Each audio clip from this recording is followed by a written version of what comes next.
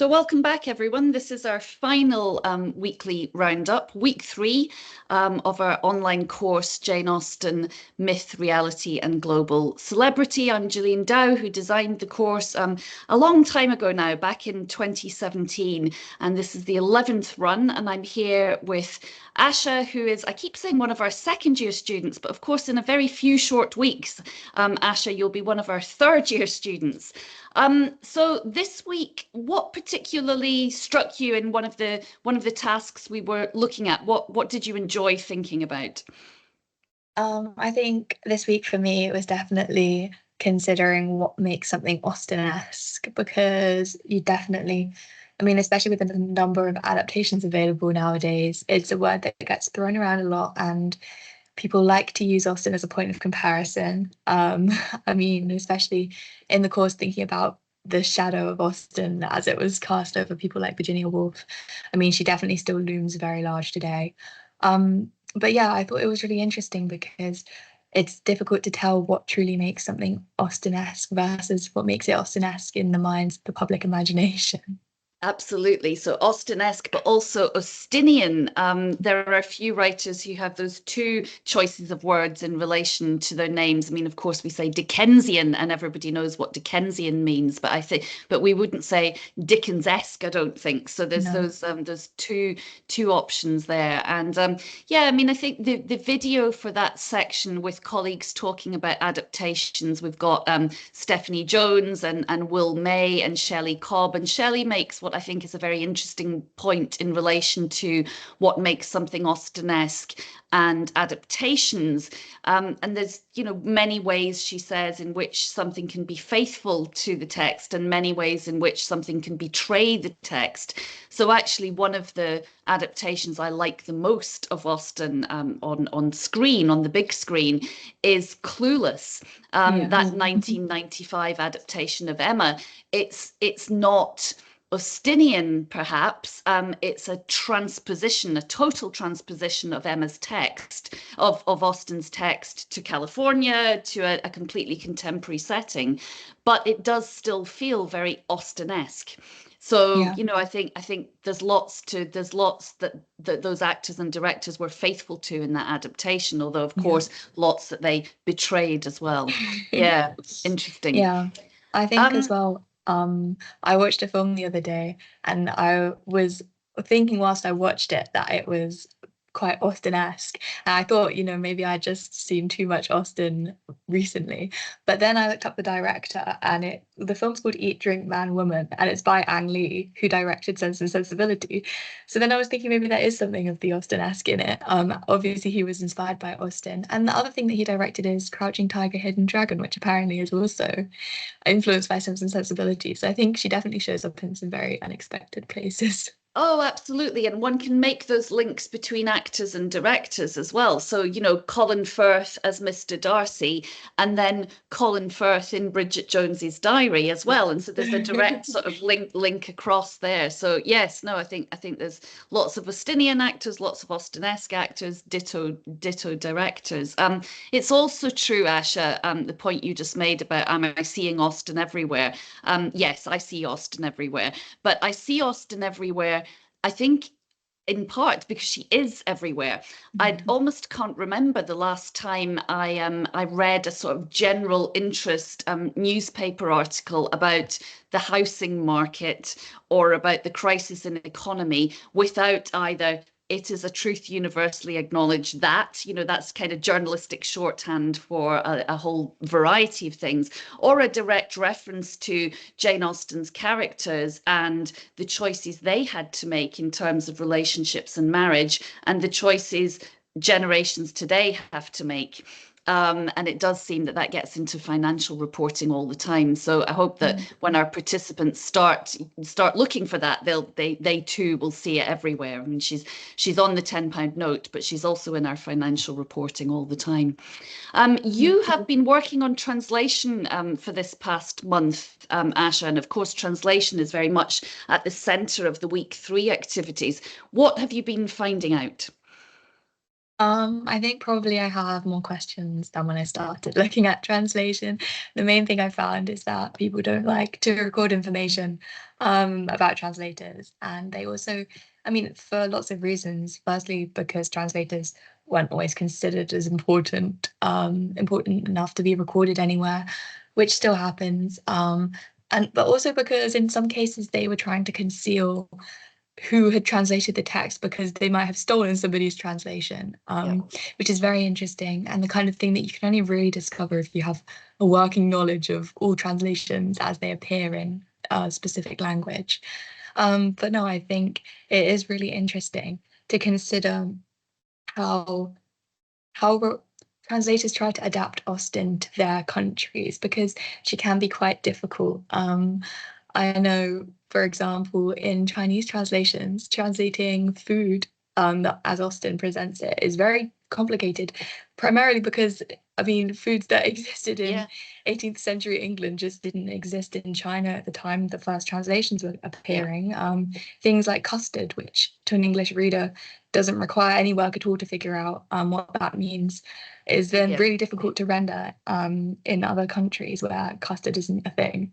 But yeah, then saying that, I think also for all readers, we still have to do some acts of translation ourselves, which is why additions with notes are so important because other foodstuffs, like famously white soup, are difficult for English readers nowadays as well. So I think it's quite interesting to just think about all those like little acts of translation that everybody does as they yeah. read the text and how they kind of get magnified by being transported across cultures, but also across time. Yes, absolutely. Well, you'll have heard me, Asha. One of the things I always do with a new group of students is insist on the importance of good editions. Yeah. And for earlier texts, that is crucial. I think there are lots of Mm, references in Austen's fiction to things that are not at all familiar to us mm, now, and actually our understanding of how her fiction works is much enhanced with good notes. yeah. She's not a writer that uses extensive passages of description. There are references to what characters wear and what they look like, but she's not a writer who dwells on that extensively. And that means that when she does tell us what kind of carriage someone is driving, that definitely means something.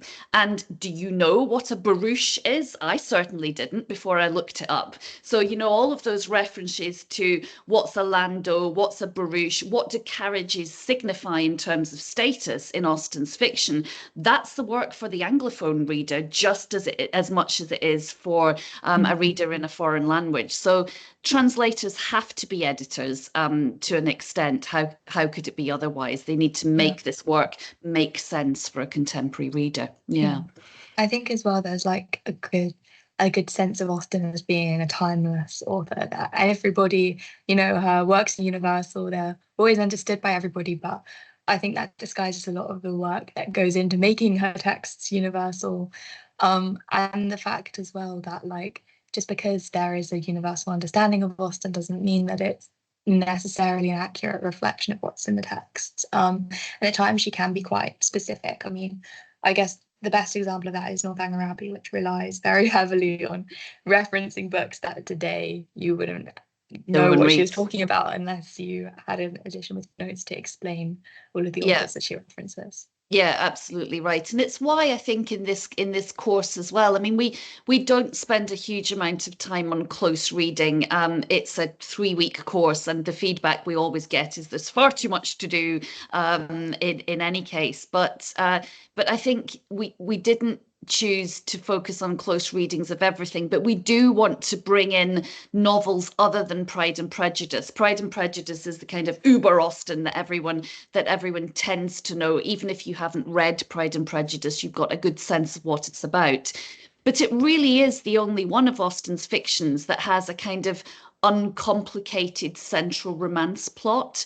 And I think what I tend to find that participants enjoy is thinking about Mansfield Park, which is very unlike Pride and Prejudice. So those are two very different novels. So Austen is Austen-esque in a variety of ways.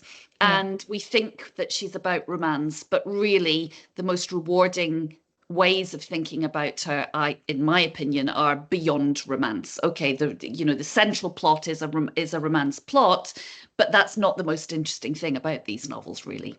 Mm. Yeah. We did have a couple of questions, Asha, from participants direct. Which one will we start with? I thought a really interesting question was, would she have felt any constraints on her writing because she was writing to make money? Yeah. Yeah, that is an interesting question. Sadly, it's almost impossible to answer. There are very few records in terms of how publishers made decisions about what to publish in this period. Even John Murray II, who became Austen's publisher when she moved to him for Emma. So she'd published Sense and Sensibility, Pride and Prejudice, and Mansfield Park with Egerton, and then she was disappointed with the sales for Mansfield Park, and it was at that point that she decided to go to John Murray. And John Murray II was a big deal in Regency period publishing, not for fiction, actually. He was much more known for publishing, well, Byron. He was Byron's publisher, so he published poetry, travel writing, a wide variety of texts. He also published a review journal and the Quarterly Review. So this was a big deal when Austen moved to him. But we know absolutely nothing about what he said to her in terms of content. And I suspect he said very little. There's a great letter that I'm sure many of our participants will know, that the Prince Regent's librarian, so the future George IV, his librarian, a man called James Stanier Clark, wrote to Jane Austen with recommendations about what she should publish. And she said, well, I couldn't possibly write a novel that was anything like that. So she had a very clear sense of what she could write, what she wanted to write, what she was good at writing, where her strengths were. She very carefully recorded other people's opinions on her writing. We've linked to that elsewhere in the course, but I will link to it again today. But again, it wasn't publishers. There was certainly a market for certain types of fiction. And when Jane Austen's father tried to get a novel called Susan published at the very beginning of the 19th century, so this is Jane Austen's novel that became Northanger Abbey, but at the time was called Susan, he wrote that it was about the same length as Miss Burney's Evelina.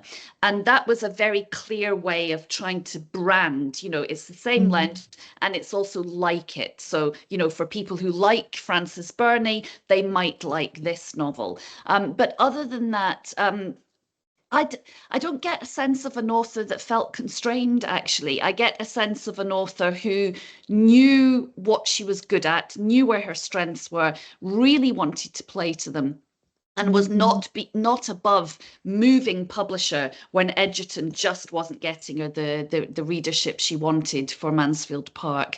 And certainly there's no sense that she would have moved away from John Murray II, and he definitely seemed to recognize her merits. I mean, for him to get Walter Scott, one of the leading writers of the age, to write a lengthy review of Emma was a big deal.